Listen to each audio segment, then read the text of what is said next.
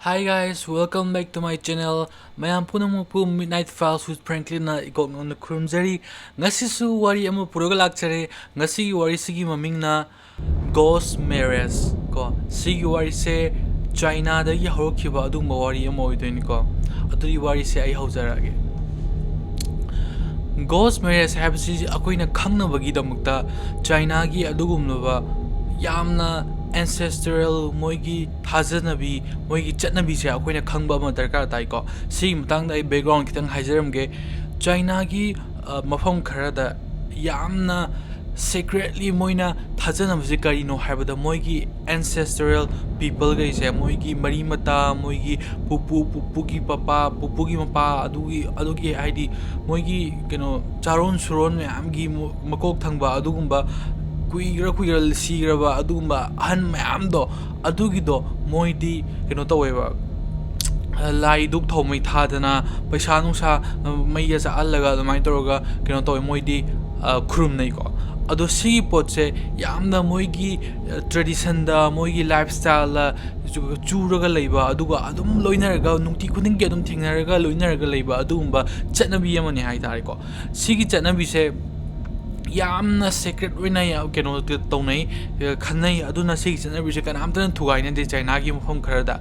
aduga sigi chanabi sida karigumba akoina akoigi pai puse karigumba luhongdana sigi ba yawraba adu oitaragadi amuke na chanabi sida kenoma haidi twist ama live ko si twist se karino haiba matamda karigumba mi ama se luhongdana siba tarba adoi targadi ma se afterlife haidi siraba matungda supunsi se akoi leyena moigi China gi tradition da moigi chatnabi da adumaina lerame ko akoi ki Egyptian gi afterlife lebagi ni moina mummified tawdana moigi siba matamda pochai mayam ga hapaga sumain torje sumaina Chinese ki chu moi chu sirba matungna afterlife lena khanai ko aduna moina ngasai gi mi ji je karigumba masam thanta luhongdana siba targadi moi gi afterlife da yam no se lonely oiba mathanda tongan targa leiba aduga happy oidaba aduma lifestyle ama legalni haina moina khale aduna sigi matang sidagi neba akoigi solution ama puthokna bahonabada moina ghost marriage haidana haurise ghost marriage haise tasengna asiba legidraba mi do adugi oina to luhongba sinba to adubu akoina ghost marriage ko to adumai tawdana kariguma moigi ancestor people moigi pupuni khangde moi ni khangde moigi mamang sida ahan laman sida kaigumba mathanta luhongdan legidaba yawrba adoi tardi moigi thaudang ne ghost marriage to haise adubu akoina tamu tamdadi legidaba mi amaki bu ghost marriage to ba akoidi yamna kina tasengna sigi potse yamna unusual oiba adungma potni dana adubu moidadi sigi potse duty emaneba moigi di duty ni moi tobom thokpani adu tawdaga tardi moigi misfortune amama lakaneba misfortune haidi toba daw yadaba adagidi laina tina toganba accident thokanba torba khudingmakta chokotba amta orektaba adugumba misfortune laibak thiba daw yadaba mayam ama lakani na moina thajanai ko aduna moina ghost marriage se horokpaneba sigi potse aduna ghost marriage se hore ada ghost marriage se horok matamda ahanbada di kamai tobi haiba matamda ghost marriage se just a ceremony ko akoigi ritual ama thodok inkhang thokpagi lai khurumba ama ko adugumba ama khaktang oina adumaina yamna icham chamna remember sigi ghost marriage haibse adubu matam ki matugina ghost marriage sida yamna ke haini tapna sum sigi potse deep oiba sigi ceremony se aduga yamna unusual oiba happenings mayam ama tholokani ko sigi pochite kari yaure haba matamda ahamda moina just moigi mitam sarga effigy sarga mai thadana khotana adumaina una sarga chena sarga adumaina toromi aduga cheda moigi talisman iba khotpadu toroga adumaina just moigi leitabagi phumbaduda adumaina ceremony toroga khotlaga toromba potne ko adubu tapna sigi potse yamna nungaitaba yamna dark oiba side amna tholok toineba karino haiba matunda moi hojiki effigy gumba hojik gumba laidebi gumba mayam sina pela roi ko pelak tabdagi moina ꯑꯁꯦꯡꯕ ꯃꯤ ꯀꯣ ꯃꯤ ꯑꯁꯤꯒꯤ ꯍꯛꯆꯥꯡꯁꯦ ꯑꯁꯤ ꯊꯤꯕ ꯍꯧꯔꯛꯑꯅꯦꯕ ꯑꯩꯒꯤ ꯍꯛꯆꯥꯡꯁꯦ ꯊꯤꯕ ꯍꯧꯔꯛꯑꯒ ꯉꯁꯥꯏꯒꯤ ꯀꯔꯤꯒꯨꯝꯕ ꯃꯤꯁꯦ ꯃꯣꯏꯒꯤ ꯐꯦꯃꯤꯂꯤꯁꯤꯗ ꯅꯨꯄꯥ ꯑꯃ ꯑꯗꯨꯃꯥꯏꯅ ꯂꯨꯍꯣꯡꯗꯅ ꯃꯥꯁꯦ ꯁꯤꯔꯦꯅ ꯈꯜꯂꯣꯅꯦ ꯑꯗꯨ ꯑꯣꯏꯇꯥꯔꯗꯤ ꯅꯨꯄꯤ ꯑꯃ ꯊꯤꯕ ꯍꯧꯔꯛꯑꯅꯦꯕ ꯅꯨꯄꯤꯒꯤ ꯀꯣꯔꯞꯁ ꯑꯁꯤꯕ ꯍꯛꯆꯥꯡꯁꯤ ꯊꯤꯔꯒ ꯃꯣꯏꯅ ꯁꯦꯔꯦꯃꯣꯅꯤꯗꯨ ꯇꯧꯔꯒ ꯑꯁꯤꯕ ꯍꯛꯆꯥꯡꯗꯨꯒ ꯃꯣꯏꯁꯦ ꯄꯨꯜꯂꯒ ꯑꯗꯨꯃꯥꯏꯅ ꯐꯨꯝꯕ ꯑꯗꯨꯒ ꯒꯣꯁ ꯃꯦꯔꯦꯖꯁꯤ ꯇꯧꯕ ꯑꯗꯨꯃꯥꯏꯅ ꯍꯧꯔꯛꯈꯤꯗꯣꯏꯅꯦꯀꯣ ꯁꯤꯒꯤ ꯆꯥꯏꯅꯤꯁꯀꯤ ꯒꯣꯁ ꯃꯦꯔꯦꯖꯁꯦ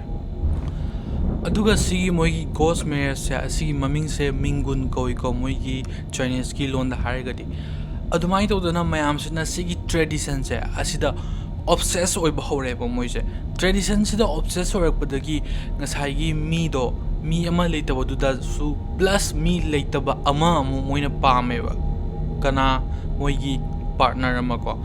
ꯅꯨꯄꯥ ꯑꯃ ꯂꯩꯇꯕ ꯃꯇꯝꯗ ꯅꯨꯄꯤ ꯄꯥꯔꯠꯅꯔ ꯑꯃ ꯄꯥꯝꯃꯦꯕ ꯃꯣꯏꯁꯦ ꯑꯗꯨꯃꯥꯏꯅ ꯇꯧꯔꯒ ꯁꯨꯃꯥꯏꯅ ꯇꯧꯔꯛꯄꯗꯒꯤꯗꯤ ꯉꯁꯥꯏꯒꯤ ꯃꯣꯏꯅ ꯅꯨꯄꯤ ꯀꯔꯤꯒꯨꯝꯕ ꯃꯣꯏꯒꯤ ꯐꯦꯃꯤꯂꯤ ꯃꯦꯝꯕꯔꯈꯩꯁꯤꯗ ꯅꯨꯄꯥ ꯑꯃ ꯂꯩꯇ꯭ꯔꯦꯅ ꯈꯜꯂꯁꯦꯕ ꯀꯩꯅꯣ ꯇꯧꯕ ꯂꯨꯍꯣꯡꯗ꯭ꯔꯤꯕ ꯅꯨꯄꯥ ꯑꯃ ꯑꯗꯨ ꯑꯣꯏꯇꯥꯔꯗꯤ ꯃꯣꯏꯅ ꯍꯥꯏꯔꯤꯁꯦ ꯃꯣꯏꯒꯤ ꯁꯦꯔꯦꯃꯣꯅꯤ ꯇꯧꯕ ꯃꯇꯝꯗ ꯅꯨꯄꯤꯒꯤ ꯀꯣꯔꯞꯁ ꯑꯃ ꯄꯥꯝꯃꯤꯁꯤꯅꯤ ꯑꯗꯨ ꯑꯣꯏꯇꯥꯔꯗꯤ ꯅꯨꯄꯤꯒꯤ ꯀꯣꯔꯞꯁꯦ ꯀꯗꯥꯏꯗꯒꯤ ꯂꯧꯔꯨꯗꯣꯏꯅꯣꯕ ꯃꯣꯏꯗꯣ ꯑꯗꯨꯅ ꯁꯤꯒꯤ ꯁꯤꯆꯨꯋꯦꯁꯟꯁꯦ ꯐꯣꯝ ꯇꯧꯕ ꯍꯧꯔꯛꯄꯗ ꯁꯤꯒꯤ ꯁꯤꯆꯨꯋꯦꯁꯟꯁꯤꯗꯒꯤ ꯄ꯭ꯔꯣꯐꯤꯠ ꯇꯥꯅꯕꯒꯤꯗꯃꯛꯇ ꯑꯗꯨꯛꯀꯤ ꯃꯇꯤꯛ ꯌꯥꯝꯅ ꯀꯤꯅꯤꯡꯉꯥꯏ ꯑꯣꯏꯕ ꯃꯤꯒꯤ ꯃꯥꯏꯟꯁꯦ ꯍꯥꯏꯇꯥꯔꯦ ꯁꯤꯆꯨꯋꯦꯁꯟ ꯈꯨꯗꯤꯡꯃꯛꯇꯒꯤ ꯄ꯭ꯔꯣꯐꯤꯠ ꯐꯪꯅꯤꯡꯕ ꯃꯤꯁꯦ ꯑꯗꯨꯝ ꯂꯩꯌꯦꯕ ꯑꯗꯨꯅ ꯁꯤꯒꯤ ꯁꯤꯆꯨꯋꯦꯁꯟꯁꯤꯗꯒꯤꯁꯨ ꯄ꯭ꯔꯣꯐꯤꯠ ꯇꯥꯟꯕ ꯃꯤꯈꯩꯁꯤꯅ ꯍ꯭ꯌꯨꯃꯦꯟ ꯐꯤꯃꯦꯜ ꯀꯣꯔꯞꯁꯦ ꯁꯄ꯭ꯂꯥꯏ ꯇꯧꯕ ꯍꯧꯔꯛꯑꯦꯕ ꯃꯣꯏꯅ ꯅꯨꯄꯤꯒꯤ ꯑꯗꯨꯒꯨꯝꯕ ꯂꯩꯇ꯭ꯔꯕ ꯕꯣꯗꯤꯈꯩꯁꯦ ꯑꯗꯨꯒꯨꯝꯕ ꯁꯄ꯭ꯂꯥꯏ ꯇꯧꯕ ꯍꯧꯔꯛꯑꯦ ꯑꯗꯨꯅ ꯃꯣꯏꯅ ꯉꯁꯥꯏꯒꯤ ꯒ꯭ꯔꯦꯞ ꯀꯩꯅꯣꯒꯨꯝꯕ ꯊꯣꯛꯄ ꯍꯧꯔꯛꯏꯁꯦ ꯒ꯭ꯔꯦꯞ ꯔꯣꯕꯔꯁ ꯀꯣ ꯃꯤꯒꯤ ꯀꯩꯅꯣꯗꯒꯤ ꯃꯣꯡꯐꯝꯗꯒꯤ ꯃꯤꯒꯤ ꯍꯛꯆꯥꯡ ꯂꯩꯇꯕ ꯍꯛꯆꯥꯡꯁꯦ ꯍꯨꯔꯥꯟꯕ ꯑꯗꯒꯤꯗꯤ ꯁꯣꯝ ꯅꯥꯀꯟꯗꯒꯤ ꯑꯗꯨꯃꯥꯏꯅ ꯇꯧꯕ ꯁꯤ ꯃꯌꯥꯝꯁꯦ ꯍꯧꯔꯛꯄꯗꯒꯤ ꯀꯩꯅꯣ ꯇꯧꯔꯦ ꯁꯤꯒꯤꯁꯦ ꯑꯩꯈꯣꯏꯅ ꯕꯤꯖꯤꯅꯦꯁ ꯑꯃ ꯑꯣꯜꯂꯛꯑꯦꯕꯀꯣ ꯕꯤꯖꯤꯅꯦꯁ ꯑꯃ ꯑꯣꯜꯂꯛꯄꯗꯒꯤ ꯃꯤ ꯅꯨꯄꯥ ꯀꯩꯅꯣ ꯑꯃ ꯍꯦꯛ ꯂꯩꯇꯕ ꯃꯇꯝꯗ ꯉꯁꯥꯏꯒꯤ ꯃꯦꯔꯤꯠ ꯑꯣꯏꯗꯕ ꯅꯨꯄꯥ ꯑꯃ ꯍꯦꯛ ꯂꯩꯇꯕ ꯃꯇꯝꯗ ꯑꯗꯨꯒꯨꯝꯕ ꯅꯨꯄꯤꯗꯣ ꯑꯗꯨꯝ ꯊꯤꯕ ꯍꯧꯔꯦ ꯑꯗꯨꯅ ꯃꯣꯏꯒꯤ ꯀ꯭ꯔꯤꯃꯤꯅꯦꯜꯈꯩꯁꯤꯅ ꯁꯤꯒꯨꯝꯕ ꯃꯤꯒꯤ ꯃꯣꯡꯐꯝꯈꯩꯁꯤ ꯇꯧꯔꯒ ꯂꯧꯊꯣꯛꯑꯒ ꯇꯧꯕ ꯑꯗꯨꯒꯨꯝꯕꯁꯤ ꯃꯌꯥꯝꯁꯤ ꯀꯩꯅꯣꯁꯦ ꯇꯧꯕ ꯍꯧꯔꯦꯀꯣ ꯑꯗꯒꯤꯗꯤ ꯀꯦꯁꯁꯦ ꯑꯗꯨꯛꯀꯤ ꯃꯇꯤꯛ ꯗꯤꯁꯇꯔꯕꯤꯡ ꯑꯣꯏꯕꯅ ꯃꯔꯝ ꯑꯣꯏꯔꯒ ꯁꯤꯒꯤ ꯀꯦꯁꯁꯦ ꯃꯤꯈꯩꯅ ꯃꯣꯏꯒꯤ ꯅꯨꯡꯁꯤꯖꯔꯕ ꯃꯣꯏꯒꯤ ꯀꯩꯅꯣꯗꯣ ꯃꯆꯟꯅꯤ ꯈꯪꯗꯦ ꯃꯆꯦꯅꯤ ꯈꯪꯗꯦ ꯑꯗꯨꯒꯨꯝꯕ ꯃꯌꯥꯝ ꯂꯩꯇꯕ ꯃꯇꯝꯗ ꯃꯣꯏꯅ ꯐꯨꯝꯃꯨꯕ ꯃꯇꯝꯗ ꯅꯣꯡꯉꯥꯜꯂꯒ ꯌꯦꯡꯕ ꯃꯇꯝꯗ ꯒ꯭ꯔꯦꯞꯁꯤꯗ ꯃꯣꯏ ꯃꯣꯡꯐꯝꯁꯤꯗ ꯄꯨꯂꯞ ꯆꯥꯏꯈꯥꯏꯔꯒ ꯑꯗꯨꯃꯥꯏꯅ ꯃꯣꯡꯐꯝꯁꯤꯗ ꯂꯩꯔꯝꯗ꯭ꯔꯕ ꯑꯗꯨꯒꯨꯝꯕꯁꯦ ꯃꯌꯥꯝ ꯊꯦꯡꯅꯔꯦꯀꯣ ꯃꯣꯡꯐꯝꯁꯤꯗ ꯂꯣꯏꯅ ꯃꯣꯏꯒꯤ ꯂꯩꯕꯥꯛꯀꯁꯦ ꯈꯣꯠꯇꯣꯛꯑꯒ ꯉꯁꯥꯏꯒꯤ ꯃꯅꯨꯡꯗꯒꯤ ꯄꯣꯠ ꯆꯩꯒꯁꯦ ꯂꯣꯏꯅ ꯂꯧꯊꯣꯛꯑꯒ ꯑꯗꯨꯃꯥꯏꯅ ꯂꯩꯔꯝꯗꯕꯁꯤ ꯊꯦꯡꯅꯔꯦꯕꯀꯣ ꯑꯗꯒꯤꯗꯤ ꯃꯌꯥꯝꯁꯤꯅ ꯁꯤꯗ ꯌꯥꯝ ꯗꯤꯁꯇꯔꯕꯤꯡ ꯑꯣꯏꯕ ꯄꯣꯠ ꯑꯃꯁꯨ ꯂꯥꯛꯑꯦ ꯁꯤ ꯀꯔꯤꯅꯣ ꯍꯥꯏꯕ ꯃꯇꯝꯗ ꯉꯁꯥꯏꯒꯤ ꯕꯣꯗꯤꯗꯣ ꯅꯨꯄꯤꯒꯤ ꯕꯣꯗꯤꯗꯣ ꯐ꯭ꯔꯦꯁ ꯑꯣꯏꯔꯤꯕ ꯃꯈꯩ ꯄꯩꯁꯥꯁꯤꯁꯨ ꯇꯥꯡꯕ ꯍꯦꯜꯂꯦꯕ ꯑꯗꯨꯅ ꯃꯤꯈꯩꯁꯤ나 ꯐ꯭ꯔꯦꯁ ꯑꯣꯏꯕ ꯕꯣꯗꯤꯁꯦ ꯊꯤꯅꯕ ꯍꯣꯠꯅꯕꯗ ꯀꯔꯤꯅꯣ ꯃꯣꯏꯅ ꯑꯈꯪꯕ ꯍꯦꯛꯇ ꯃꯣꯏꯒꯤ ꯁꯦꯔꯦꯃꯣꯅꯤ ꯑꯗꯨꯒꯨꯝꯕ ꯒꯣꯁ ꯃꯦꯔꯦꯖꯇꯣ ꯇꯧꯅꯕꯒꯤꯗꯃꯛꯇ ꯀ꯭ꯔꯤꯃꯤꯅꯦꯜꯁꯤꯡꯁꯤꯅ ꯉꯁꯥꯏ ꯀꯥꯏꯗ ꯃꯤ ꯅꯨꯄꯤ ꯍꯧꯖꯤꯛꯇ ꯁꯤꯕꯗ ꯉꯥꯏꯔꯤꯕ ꯑꯗꯨꯒꯨꯝꯕ ꯐꯨꯝꯃꯤ ꯈꯣꯠꯂꯤꯁꯦ ꯄꯨꯡ ꯑꯃ ꯑꯅꯤꯒꯤ ꯃꯅꯨꯡꯗ ꯍꯦꯛꯇ ꯃꯣꯏꯅ ꯈꯪꯗꯣꯛꯅꯕ ꯍꯣꯠꯅꯔꯒ ꯄꯨꯔꯥ ꯕꯤꯖꯤꯅꯦꯁ ꯑꯣꯏꯅ ꯐꯣꯝ ꯇꯧꯔꯒ ꯑꯗꯨꯃꯥꯏꯅ ꯅꯨꯄꯤꯒꯤ ꯀꯣꯔꯞꯁꯦ ꯆꯂꯥꯏꯕ ꯃꯣꯏꯁꯨ ꯐꯣꯝ ꯇꯧꯕ ꯍꯧꯔꯛꯑꯦꯀꯣ ꯑꯗꯨꯒ ꯍꯧꯖꯤꯛ ꯃꯣꯗꯔꯅꯥꯏꯖꯦꯁꯟ ꯑꯣꯏꯔꯛꯄꯒꯤ ꯃꯇꯨꯡ ꯏꯟꯅ ꯆꯥꯏꯅꯥꯁꯦ ꯆꯥꯎꯈꯠꯂꯛꯑꯦ ꯑꯗꯨꯒ ꯆꯥꯏꯅꯥꯁꯦ ꯑꯗꯨꯛꯀꯤ ꯃꯇꯤꯛ ꯌꯥꯝ ꯆꯥꯎꯈꯠꯄ ꯀꯩꯅꯣ ꯑꯃꯅꯤꯀꯣ ꯀꯟꯇ꯭ꯔꯤ ꯑꯃꯅꯤꯀꯣ ꯑꯗꯨꯕꯨ ꯆꯥꯎꯈꯠꯂꯛꯏ ꯃꯇꯤꯛ ꯑꯩꯈꯣꯏꯅ ꯁꯤꯒꯤ ꯒꯣꯁ ꯃꯦꯔꯦꯖꯁꯦ ꯃꯥꯡꯈꯤꯒꯗ꯭ꯔꯅ ꯃꯣꯏꯅ ꯊꯥꯖꯕꯅꯦꯕ ꯆꯥꯏꯅꯥꯒꯤ ꯃꯣꯏꯒꯤ ꯑꯗꯨꯃꯥꯏꯅ ꯁꯤꯇꯤꯗ ꯂꯩꯕ ꯑꯗꯨꯒꯨꯝꯕ ꯃꯤꯑꯣꯏꯁꯤꯡꯁꯤꯅ ꯑꯗꯨꯕꯨ ꯔꯨꯔꯦꯜꯒꯤ ꯑꯦꯔꯤꯌꯥꯁꯤꯡꯗꯗꯤ ꯑꯌꯥꯝꯕ ꯒꯣꯁ ꯃꯦꯔꯦꯖꯁꯦ ꯑꯗꯨꯝ ꯆꯠꯊꯔꯒ ꯂꯩꯕ ꯑꯗꯨꯒꯨꯝꯕ ꯄꯣꯠ ꯑꯃ ꯑꯣꯏꯔꯒ ꯂꯩꯔꯦꯕ ꯁꯤꯒꯤ ꯄꯣꯠꯁꯦ ꯑꯗꯨꯅ ꯄꯨꯂꯤꯁꯁꯤꯡꯁꯤꯅꯁꯨ ꯉꯁꯥꯏꯒꯤ ꯁꯤꯒꯤ ꯀꯦꯁꯀꯤ ꯒꯣꯁ ꯃꯦꯔꯦꯖꯀꯤ ꯀꯦꯁꯀꯤ ꯃꯇꯥꯡꯁꯤꯗ ꯆꯦꯟꯅꯕ ꯒ꯭ꯔꯦꯞ ꯔꯣꯕꯔꯤ ꯃꯌꯥꯝ ꯑꯃꯒꯤ ꯑꯗꯨꯒꯨꯝꯕ ꯏꯟꯚꯦꯁꯇꯤꯒꯦꯁꯟ ꯑꯗꯨꯒ ꯃꯤꯅ ꯔꯤꯄꯣꯔꯠ ꯇꯧꯔꯛꯄꯒꯤ ꯃꯇꯨꯡ ꯏꯟꯅ ꯑꯩꯈꯣꯏꯒꯤ ꯏꯆꯥꯗꯣ ꯑꯩꯈꯣꯏꯒꯤ ꯏꯆꯟꯗꯣ ꯑꯩꯈꯣꯏꯅ ꯒ꯭ꯔꯦꯞꯇ ꯐꯨꯝꯕꯗꯒꯤ ꯅꯣꯡꯉꯥꯜꯂꯛꯄ ꯃꯇꯝꯗ ꯂꯩꯔꯝꯗ꯭ꯔꯦ ꯍꯥꯏꯕꯒꯨꯝꯕ ꯁꯤꯒꯤ ꯀꯦꯁꯁꯦ ꯃꯌꯥꯝ ꯑꯃ ꯊꯣꯛꯂꯛꯑꯦꯀꯣ ꯗꯤꯁꯇꯔꯕꯤꯡ ꯑꯣꯏꯕ ꯀꯦꯁꯁꯦ ꯑꯗꯨꯅ ꯃꯤꯈꯩꯁꯤꯅ ꯐꯨꯝꯃꯕ ꯃꯇꯨꯡꯁꯤꯗ ꯉꯁꯥꯏꯒꯤ ꯃꯣꯏꯒꯤ ꯃꯣꯡꯐꯝꯗꯣ ꯑꯗꯨꯒꯤ ꯃꯊꯛꯇ ꯀꯪꯀ꯭ꯔꯤꯠꯀ ꯍꯩꯖꯤꯟꯕ ꯁꯤꯃꯦꯟꯒ ꯍꯩꯖꯤꯜꯂꯒ ꯇꯧꯊꯣꯛꯄ ꯉꯝꯗꯅꯕ ꯑꯗꯨꯃꯥꯏꯅ ꯐꯥꯎꯕ ꯇꯧꯕ ꯍꯧꯔꯛꯑꯦꯕꯀꯣ ꯑꯗꯨꯒ ꯆꯥꯏꯅꯤꯁꯀꯤ ꯒ꯭ꯔꯦꯞꯈꯩꯁꯦ ꯃꯣꯏꯅ ꯁꯥꯕ ꯃꯇꯝꯗ ꯑꯗꯨꯛꯀꯤ ꯃꯇꯤꯛ ꯌꯥꯝꯅ ꯃꯣꯏꯒꯤ ꯀꯥꯜꯀꯨꯂꯦꯁꯟꯁꯦ ꯐꯖꯅ ꯇꯧꯔꯒ ꯁꯥꯒꯠꯂꯦꯕꯀꯣ ꯑꯗꯨꯕꯨ Emperor-sing nahawaigi Emperor-singdi adumaina tawraga moigi grave sida sana lupa mayamga thambadagi adumaina huranba ngamdanabani haidana grave robber-singdagi kannabagi damokta phajana grave kasi sanai adubu ngasai anauba micham pra-singnadi aduidu tawba ngamba nattedana aduna hekta moiji huranbiba hekta moiji huranbiba adumaina tawbadagi moina grave ki mathaksida cement kasi haijillaga moi protect tawjana bahonareba adagidi sidagi henoktana ngasai lam sida akoina lam ngakpa dawna cemetery sing sidasu hek phumaba matungda pung moigi fresh keno mayamse body mayamse ceremony gi body se mi khara yamaga adumai toide haita gadi mi gai sina laaga moigi mongkhum du da sangba phawbu yaunareba mongkhum du da moigi nungsi jana ba moi si ba leitaba mayam do adugi do keno to mi na huran gi dana ba moina sangba phawbu yauraga adumaina haidi situation ja adugi matik mayam sida loina akiba ha do moigi hakchang do huran gi gadra ha ba akibu do loina fear do keno to ba hore yona sanok ba hore adagidi somna kansida business sida kamai do ha ma tamda moigi bodies na fresh ori bangkai moigi price is maman is adugi madik yamba heleba aduna sigi potse moina body is fresh oi ba se thiba aduga marak sida moigi dealer me am yaw hore broker me am yaw hore aduga broker ge sina ngasai gi price ka do negotiate ka tongdana adumai toraga loina hekta body sibu akoina pot ama yonba yaba pot ama dawna moina khanba horeba aduga sigi pot dagi moina profit tan nambagi dawga adumaina khanba hore haitare ko sigi pot se aduna si se yamna disturbing oiba ngasai gi moigi area sida rural area sida ni ko ayam togali se rural area sida mi map se loina kinare haitare machan gum mache gum ke gum leida ba taragadi moina sumaina protection se tawodabani ha se moida duty oina sisu keno to hawreba loin sandok ba honare adagidi internet singsina internet laiba netizen singsina question ama hangba hawreba sigi question se karino haibada what if karigumba ngasai gi body gaido adido sufficient oidragadi kamain to basine mi leitraga nupa ama unmarried oiba luhongriba nupa ama leitraba matamda karigumba nupi gi body do phangdaba taragadi kamaina to ba haraga moina question ama hangba horeba adubu ngasai gi profit phangingba mioi gaido adudi moigi makhutta moidi tawge tangambado adumaina thokpa crime do henna hengatna mu kharuk toini karigino haibada ngasai gi mi ama nupi ama mangba horeba aduga nupi amagi murder se horeba si pot se unidentified oiba adugumba reason da ko unexplainable reason da nupi ama mangba nupi ama shiba hore kayino haibon tamda just for the ghost marriage crime do adugi ghost marriage haiba ngasai gi magi tradition do aduna maram moiriga somna kanda crime ama hawroknabagi maru oiba hore haitare sigi potse asida dealer mayam sina loina ngasai gi nupi ge je keno da lambi da lakpadu da lambi da yamna ingna chikna duma ingna ing chikpa lambi gumba da lerba nupi ge je moche pharaga admai toraga somna kanda ghost marriage ke na moina profit to phangna ba ne da nupi ge je hatu oga admai na mogi crop se yamna keno fresh crops ni ga haraga admai na puraga kholaga yolaga kholaga sigi sumaina tawba mogi trafficking go asi haure haitare sigi poche adugi matik kiningai oiba crime mo oleba ghost marriage to mogi tradition do oyaktre ba hospitali ghost marriage tu na maram moirega innocent oiba nupi mayam ama hojing mogi punchi se life se in danger da laeba aduna mayam si loina kinabadagi yumdagi mapan thokpa matamda hojikti sumaina ghost marriage ke adui crime yam toin chathari bani aduna noi checksina chalu kholo mayam se awareness ka tongdana khonadana aduga protection mayam ga spunadana aduga mathan ga chatnadaba mi amaga keno toroga company ga pega chanabi khonabi adumai toroga mayam ama hore haitare sigi keno ski ghost marriage ki crime se asina maram orega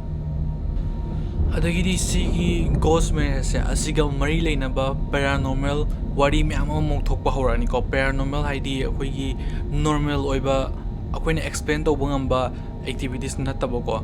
ko adugumba wari myam ama thokpa hawrani si wari singsi marakta ahan wari se karino haiba matamda ai wari amani ka haijaramge ahan wari se family amadu thokdoni ko family sida kai dawi haiba matamda moigi macha nu pi se asise laibak thiba thodo amadagi mase laigidraba ko family sida gi macha nu pi se laigidraba matungda moina ghost marriage tawsi haiba kaino haibda macha nu pi se luhongdana mase laigidabane ba aduna moina ghost marriage tawsi karigino haibda akoigi tradition ni sigi ghost marriage se aduna macha nu pi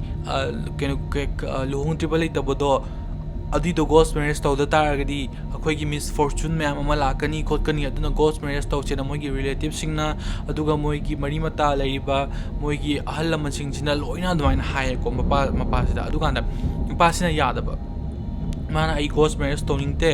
adu sigi poche itana bi leitaba chadu ma mathanda adumaina magi tawon thokpa thodo inkhang si tawraga thaba inkhang si tawraga adumaina adum phummaga ai losin janingi hairga mana sumaina haiba adugansida kamai tawi haiba matamda ngasai moigi ceremonies se asi loiba matungsida tapna moigi imung se asi akoi sida khong na chatpagi tak tak tak tak tak tak tak tak tak tak tak tak sum chatpagi makhon se adum taba hore ne taba hore aduga hek thoga yenguna kanam ta eklem daba ko adumai toruga moise masa sida imung manungda leiba mi yam sida loina akiba si phaw horeba aduga khara lerega mo moigi thong se asida kok thinba horba he hangdo yengurga kanam ta eklem daba adumai toruga sigi activities me am to borok budagi mapa siju haidi moina ghost marriage to toru dabana maram morega sumaya thola ira mo chingna hore ko aduga mayam sina haiba matamda nangi do ghost marriage to nanga to hodawa duna maram morega misfortune aduga mayam do loina se keno toroga sumaina sapungba hore ini khola ina moina haire ko maina aduga sina wari ama ore sigi mathangi wari sina kamai to haiba matamda sisu chakmana ghost marriage se papa sina toroi haibdagi adumaina leigibro matungda mi gaisina moigi keno chai moigi cemetery ki leiba se mi phuma myam ama leibdo aduda nupi ama red dress setlaga ko adumaina chatpasi moina uieba aduganda Chinese ki keno dadi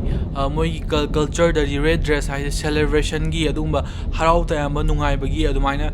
oinai ko adubu karigumba red se akoina keno torba mi se leitaba matamda setlaba adu tardi red se akoina sibaga connect tonradi yamna moise moigi pen da ba khotaba adugumodo yamna hengatli hai ko aduna sigi potche ngasagi mayam duna haido Chinese ki nupi do aduma do groom keno amani ma do wife amani aduna magi groom du thiba koisa chatli budi magi cemetery du adumai hair ka mayam na sigi potche hainai ko adumai sumain toroga paranormal activities mayam amaso internet sida keno to bhor surface toroga internet sida sumai ma thang thang sanok ba hore ko ghost marriage se asiga mari lena ghost marriage si connect tonarga ko adagidi khara mana moigi laigidaba mi gaise asigi ghost marriage togdaba gaise asina moigi mani mata gaise gi moigi keno sida mamang sida laaga ghost marriage togdaba gi ai ghost marriage tobiyo na maina pli toroga haijaba ko adum masum ama thengnare ko sumai todna kari guma ghost marriage se togda taragadi tasegna ghost marriage se togdaba taragadi moigi life sida misfortune guma keno guma am lai aduga ngasai gi laigidraba mi do alugi afterlife ta sumose keno toroga mathanda targa yamna wana admain legali khokalina ghost marriage se tasegna moigi tradition siga mari leinaba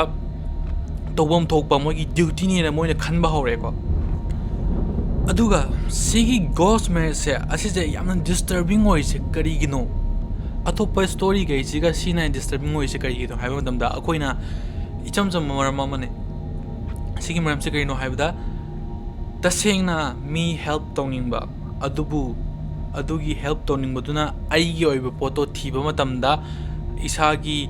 oijoi thokto thiba matamda akoise mitta utchai selaga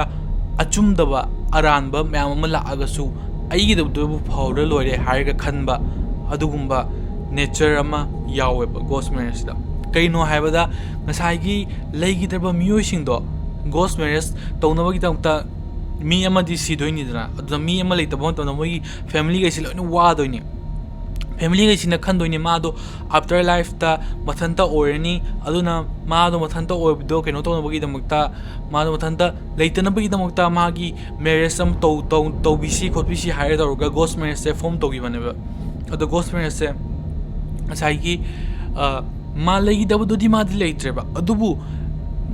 ma leita baduga loinana mi amasu siba tari ba hojik ma gi keno moi gi family do adu khak ki harau na bagi damakta atopa mi ama karisu khangdaba mi amasu leitaba tari ba adu ki potuna maram orga ngasai crime mayam ama thorokhibudo adu ki potto mi du leita mi ama leita matamda mi ama su pair ama yawba tari ba adu ki potto ne ba ngasai gi moi gi punsi dagi mi ama chakhibada adu nungai thriso mi karisu khangdaba mi amasu moina hatok pidori eba siki potsineba moral moigi tradition duna henmandana moi obsess oimandana moral fawba mangak poto aduga mo explain moi masana explain to job da koi ghost marriage story ni koi legi daba miyoi amabu akoina nungai na ba moigi after life nungai na silini kholini hariga moina khanjaraga adumaina tawbo potuna moi tasengna keno tawbo hawreba crime amagi horrifying oiba hawreba ko sigi potsineba miyoi ghost marriage ki amna kiningai orise kari gino da tasengna sida keno yawba nate ghost yaudana keno tawdana boot break yaudana khotana adai am tawba nate adubu miyoiba amabu profit tawna urakpa ko pot ama yonba yaba pot ama dawna urakpa crime mayam ama ghost marriage sina maram orega tholokpa aduga karisu khangchadaba miyoi mayam ama su ghost marriage ki langda thuraga moina miyoi ama khakpu moigi family ama khakpu nungai na bagi damakta mi athopa amagi punsi du pungang manghan bako asigumba ama khakta na taba crime se mayam tholokpa si pot sidam ghost marriage haiba moigi Chinese ki tradition ki culture sina akoina thoa leiba adumba crime mayam se adudi mayam wari se kari khanbi ke hojik su ko adum Chinese ki moigi rural area amada tasengna ghost marriage ki damakta moi dealer mayam na hojik mi ama thir moi haningai su leite ko ado moi tasengna tor thom basu ai hojik su ado mayam kai khange wari se tasengna sigi ghost marriage haiba poche tasengna afabara natraga moina tradition du di moigi idea du di chumaga moina tapna obsess to oiba hemalakpadagi morality du manga business on thorok ko adumba pot oyakhibra oibra si se mayam comment mo to haibir mo mayam gi mo to haibir mo adodi ai wari se ngasi di side lotion jarage ai wari se loi faw tabi gi damokta haingai itana thagachari adodi mayam na ai gi wari se nungai biragadi like to biramu share to biramu adongi mamayam no kubi sing aduna subscribe button sing aduna namiduna minal files franklin sibu subscribe to widuna channel sibu support to biramu adodi mathangi wari da amok thengrasi ko mayam ngasi gi di side sum lotion jarage bye